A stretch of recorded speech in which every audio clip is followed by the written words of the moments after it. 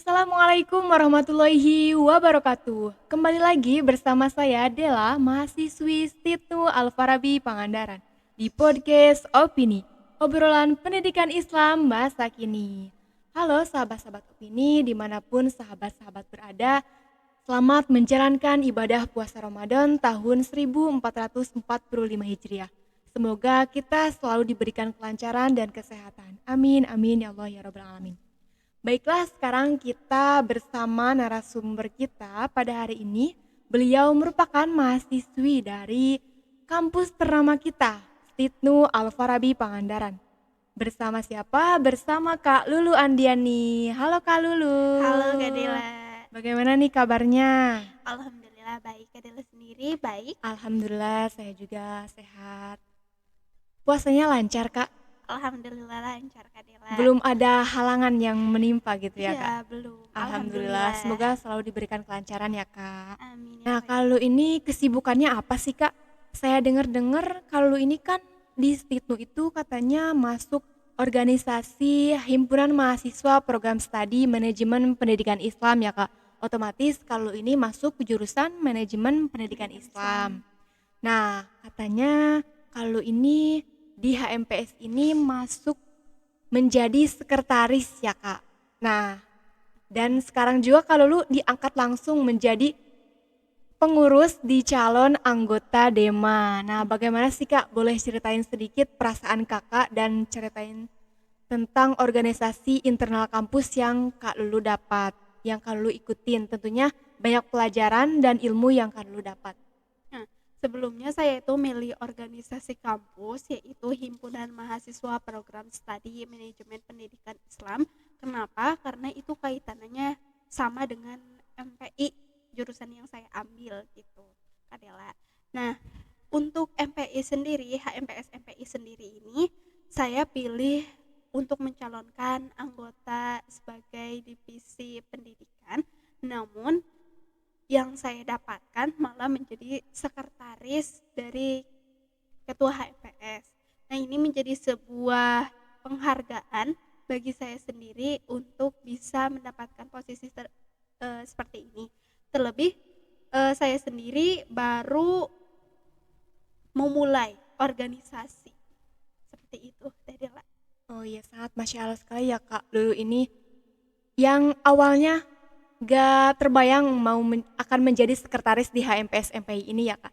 Nah kan kalau ini menjadi sekretaris di HMPS MPI, bagaimana sih Kak perasaannya dan apa sih yang beda dari Kak Lulu ini setelah menjabat sebagai sekretaris di organisasi HMPS ini Kak? Perbedaannya setelah saya mengikuti organisasi HMPS ini, saya menjadi lebih produktif Kak. Di mana saya setiap hari walaupun orang lain itu ya, mahasiswa lain ke kampus, saya ke kampus karena ada panggilan dari ketua untuk membuat sebuah surat dan hal lain. Dan kalaupun ia ada sekretaris pelaksana yang ingin mendapatkan surat, itu surat-suratnya sudah berada di laptop saya. Kemudian jadi mereka tinggal mengcopy atau mengedit-edit template yang dari surat saya. Jadi memudahkan untuk pengerjaan yang baru ditugaskan seperti itu ya Kak? Ya Kak, terlebih sekarang saya akan turun jabatan, gak tahu bulan kapan, yang pasti ketika saya turun jabatan, surat-surat yang sudah saya buat ini akan disalurkan dan diestafetkan ke adik kelas saya. Wah sangat Masya Allah sekali ya kalau ini mengikuti organisasi Himpunan Mahasiswa Program Studi menjadi sekretaris dan tentunya banyak kegiatan yang diikutin ya Kak, dan tentunya juga kalau ini menjadi lebih produktif dari anggota-anggota yang lain. Semoga bisa menjadi motivasi juga untuk sahabat-sahabat Opini. Sebanyak apapun kegiatan dan organisasi yang sahabat-sahabat ikutin, harus tetap tanggung jawab pada tanggung jawabnya, tugasnya sendiri ya Kak. Nah, sampai lupa nanya nih Kak, kita udah ngobrolin organisasi. Kalau ini kan sudah masuk semester 4, betul ya Kak? Nah, pasti ada beberapa karya tulis yang sudah Kalu buat. Apa Kalu ingat dengan karya tulis Kalu yang berjudul Pendidikan Agama Gratis untuk Masa Depan bagi Anak Pedalaman? Ini tempatnya di Cikalong, Pangandaran ya Kak, tempat tinggal Kalu sendiri ya Kak? Ya, Nah, kenapa sih Kak, ini kan anak pedalaman ya Kak, tentunya tempatnya di Cikalong. Kenapa sih Kak Cikalong ini disebut dengan desa pedalaman seperti itu? Sebenarnya Cikalong itu bukan desa pedalaman ya Kak Dela.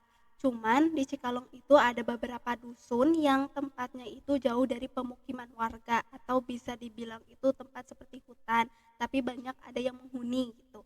Itu tepatnya ada di Karapyak sama ada di Sodong Panjang.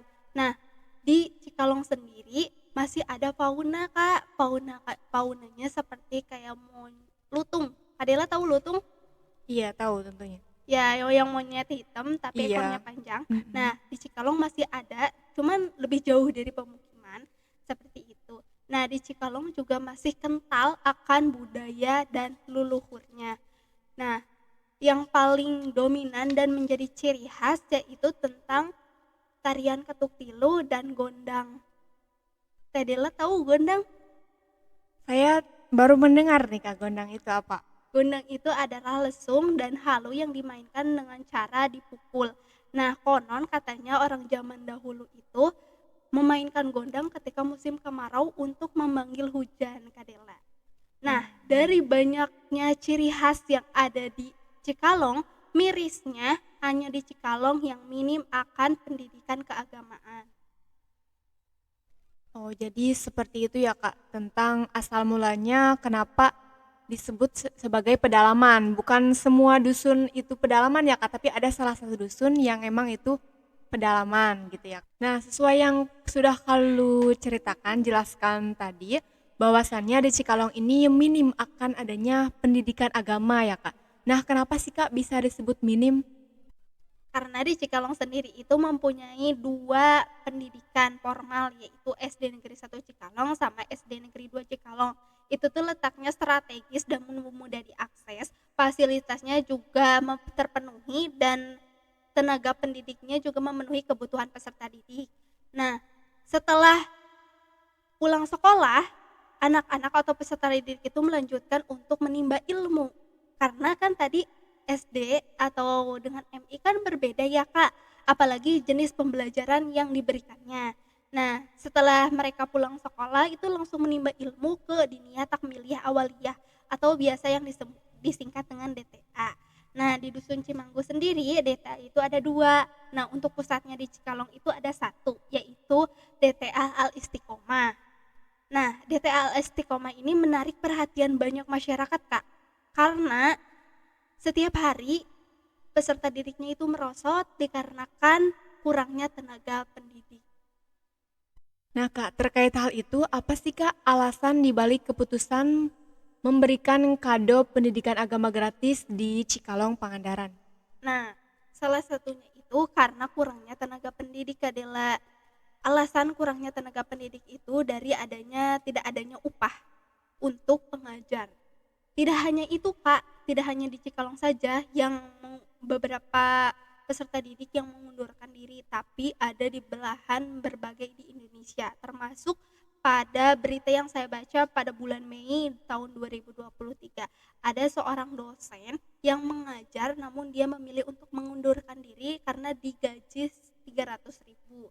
Kasus-kasus pengunduran ini terjadi karena upah yang dihasilkan tidak sesuai dengan gaji dan waktu yang telah ditempuh gitu Kak Dela.